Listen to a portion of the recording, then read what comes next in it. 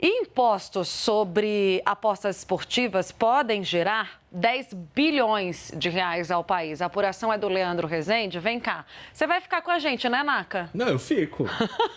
Leandro, vamos lá falar sobre esse assunto. O Naka comenta na sequência. Muita responsabilidade falar de economia depois do Naka e antes do Naka, né? Mas já vou fazer um hedge aqui, a palavra que eu aprendi aí recentemente, né? Fazer um seguro do seguinte, são contas preliminares essas, de que as apostas esportivas podem render 10 bilhões de reais aos cofres do país, caso sejam taxadas. Da onde que vem esse número? De uma série de conversas que representantes desses portais de apostas esportivas, eles tiveram com congressistas, com parlamentares da Câmara e do Senado. Chegaram ali, em média, perto de 10 bilhões, é o que está sendo discutido. Esses sites, eles estão procurando o Congresso porque, na avaliação dos deputados e senadores com quem eu conversei, o setor quer ser taxado. Se trata de um setor que cresceu muito no Brasil nos últimos anos. Tem dados que mostram isso. Há um número grande de pessoas que está participando das apostas esportivas eletrônicas para jogos de futebol e outros jogos variados. Na Copa do Mundo, por exemplo, do ano passado, isso bombou muito. E o que está sendo discutido agora? Por exemplo, a cobrança de uma taxa para que um portal, né, de aposta esportiva esteja no Brasil, e aí seria uma taxa de cerca de 30 milhões de reais, e a forma de tributar isso, se só os lucros e a atividade da empresa que seria tributado, ou se também seria tributado os lucros auferidos pelos apostadores, né, que colocam ali um valor para determinado jogo e conseguem tirar um lucro. Esse lucro seria tributado ou não? Isso está no debate. Um dos parlamentares que participa que participou, né, que foi procurado pelo setor das apostas, foi o senador Ângelo Coronel, do PSD da Bahia, que defende a legalização dos jogos de azar, de uma maneira geral. É aquela velha história que o Congresso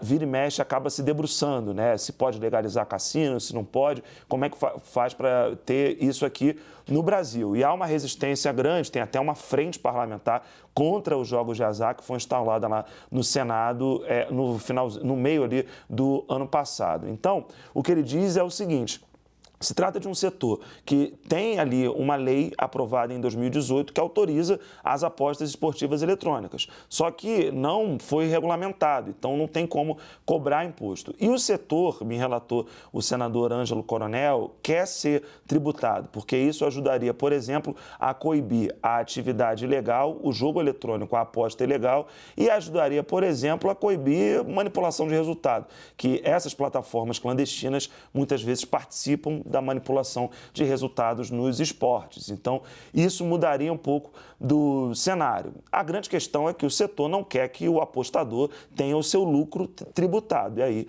é debate para o governo. Teve representantes do setor também conversando no Ministério da Fazenda ao longo aí dos últimos dias.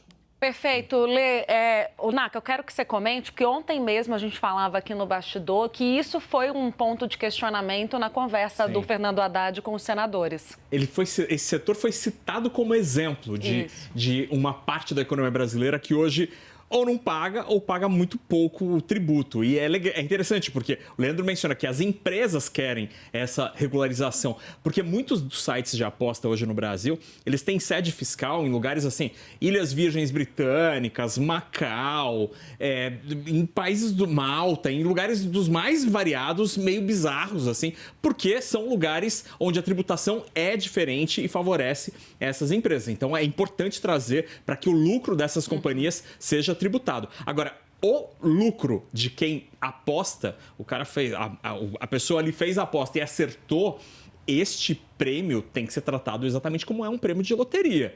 Porque se aquela pessoa, aquele CPF, paga imposto de renda, é uma renda a mais e precisa ser tributado. É assim, por exemplo, se você ganha na Mega Sena e vai tirar ali com o volante na Caixa Econômica Federal, você paga imposto de renda. Então, acredito que do ponto de vista tributário deveria ser o mesmo tratamento. Isso gera um adicional de arrecadação. Quem não vai gostar são os apostadores, obviamente. Mas os que acertam, né?